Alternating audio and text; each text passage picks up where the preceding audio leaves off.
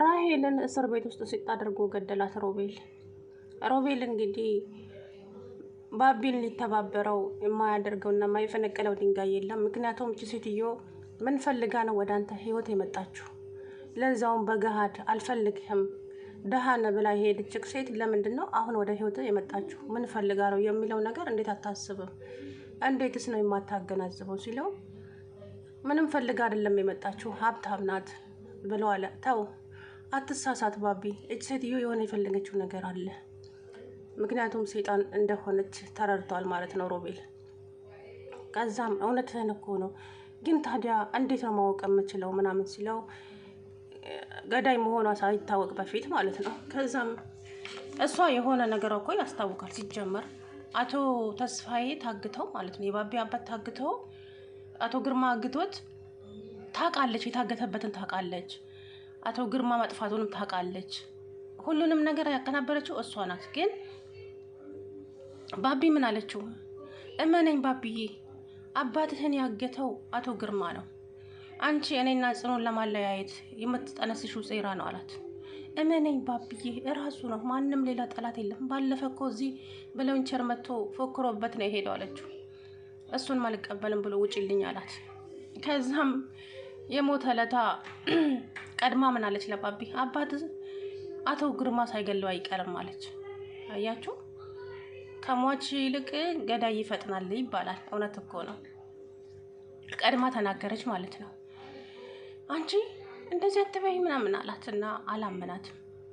ግን አሁን ደግሞ ሳታረግዝ አርግዣለሁ ብላ እሷ የፈለገችው አንድና አንድ አቶ ተስፋዬ ሀብታም ስለሆነ ብቻ ነው ወደ ህይወታቸው ተመልሳ የመጣችው። አንድ አላማዋ አቶ ተስፋዬን አስወግዳ ባቢን አግብታ ሁሉንም ንብረቱን በስሟ ለማድረግ ነበረ። አልተሳካም። አቶ ተስፋዬም የሱ ባልሆነ ንብረት ነበረ ሲንቀባረር የነበረው። ንብረቱ የነጽናት ነው። እነሱ ቀን ቢገፋቸውም ቀን ቢጥላቸውም ግን ወደ ንብረታቸው ከብዙ ውጣ ውረድ በኋላ ወደ ንብረታቸው ተመልሰዋል። ይሄ ቀን እንደሚመጣ ደግሞ ምንም እንትን አላልኩም ነበረ። የእውነት ይሄ ቀን ይመጣል ብዬ ነበር። ምክንያቱም እናቱ ግርማ ወደ ንብረታቸው እንደሚመለሱ እርግጠኛ ነበርኩኝ። ተመለሱ። አቶ ግርማ በጣም ተደሰቱ። ከምንም በላይ ደስተኛ ሆነዋል። ጽኑዬ ብታዝንም ባቢን በማጣቷ ማለት ነው። ባቢ አሁንም ይወዳታል። ግን ደግሞ ከዚህ በኋላ አይደለም አብሬክ ልሆን ላቅፍ ይቅርና አይንህን አይደለም ድምጽህን መስማት አልፈልግም አለችው። ለምን? በፊት እንኳ ያው ፎቶ ስለላከችለት ምንም እንትን አላለችም። ብታዝንም ግን አርግዤልታለሁ ስትላት ነው ውስጧ የደማው ጽናት። ባቢንም መንገድ ላይ ያገኘችውና እንግዲህ አረገዘችልህ አይደል አለችው። ምንም በቃ መናገር አልቻለም። ጽኑዬ እኔ እንደዚህ ብዬ ባስረዳሽም ልትረጅኝም አትችይም። ይቅርታዬንም እንደማትቀበይ አውቃለሁ። ግን ባለሽበት ሁሉ መልካሙን እመኝልሻለሁ። እኔ ላንቺ የምሆን ሰው አይደለሁም ማለት።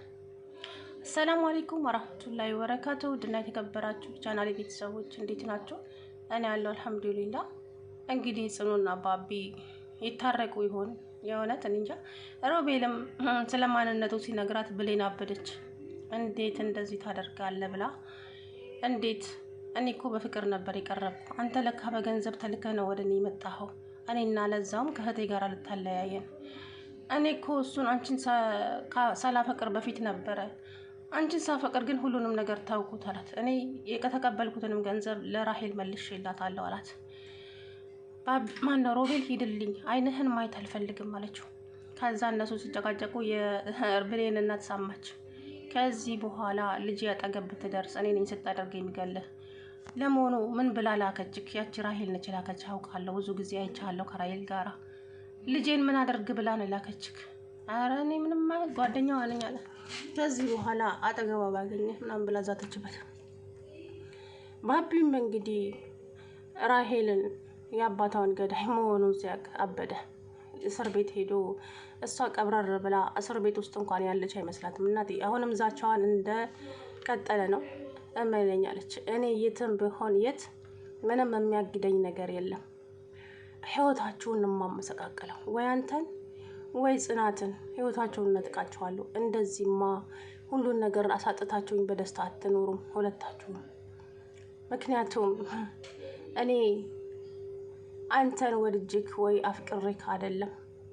እኔ እናንተ ሀብታም ስለሆናችሁ ብቻ ነው ወደ ንብረታችሁ የመጣሁት አለች በገሃድ።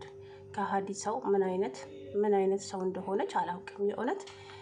እና እኔ የሰው እንባ፣ የሰው ሀዘን፣ የሰው ስቃይ በጣም ያስደስተኛል አለች። ስለዚህ ህይወታችሁን በሙሉ ደስተኛ እንዳትሆኑ አድርጌ ነው የማኖራችሁ። አቶ ግርማ ላይም እንደዛው ዛተችበት። ባቢም በዚህ ሰዓት አሁን አንድ ነገር ብቻ ልጠይቅሽ፣ አርግዘሻል ወይስ አላረገሽም? ከት ብላ ሳቀችና እሱን ከ9 ወር በኋላ የምታየው ይሆናል አለችው።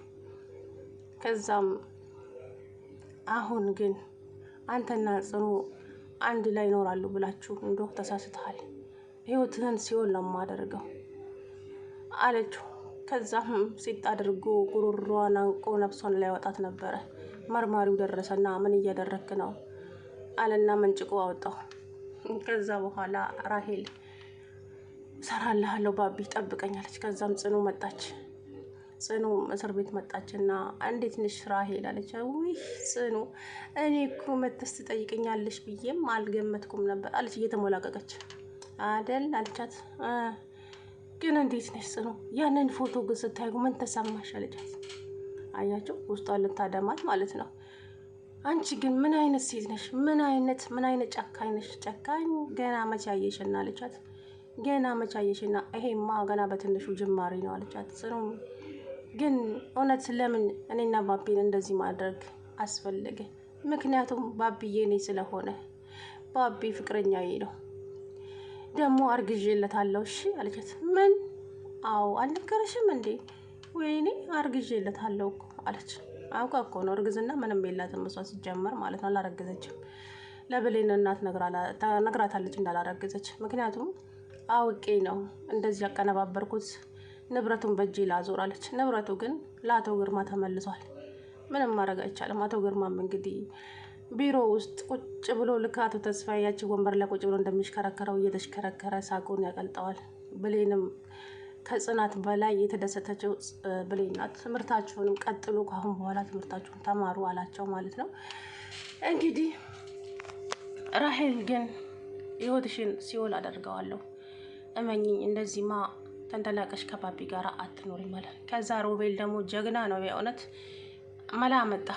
እዛም እስር ቤት ሄደው መርማሪ የሆነ ነገር እንድታግዘን እንፈልጋለን እባክህን አለው። ምን ላግዛችሁ ሲለው ራሄልን በሆነ በሽታ እንድትታመም አድርገን ሐኪም ቤት ትግባ፣ ከዛ በኋላ ትመርመርና እርጉዝ ትሁን አትሁን ለማወቅ ሲል ይሄንን እንኳን ማድረግ አልችልም ይቅርታ አላቸው መርማሪው። እባክህ መርማሪው እባክህ ልለምንህ፣ ህይወቴን አበላሸችው፣ ህይወቴን አመሰቃቀለችው፣ ይሄን ብቻ አግዘኝ ስለው እንዴት ላግዝ እችላለሁ ባቢ? ይሄንን ማድረግ እኮ አልችልም፣ እኔ ከአቅሜ በላይ ነው አለው። እባክህን መርማሪ አለው። ሮቤልም አንተ ብቻ እሺ በለን እንጂ እንዴት እንደምናደርግ እኔ ራሴ አውቃለሁ አለ ሮቤል።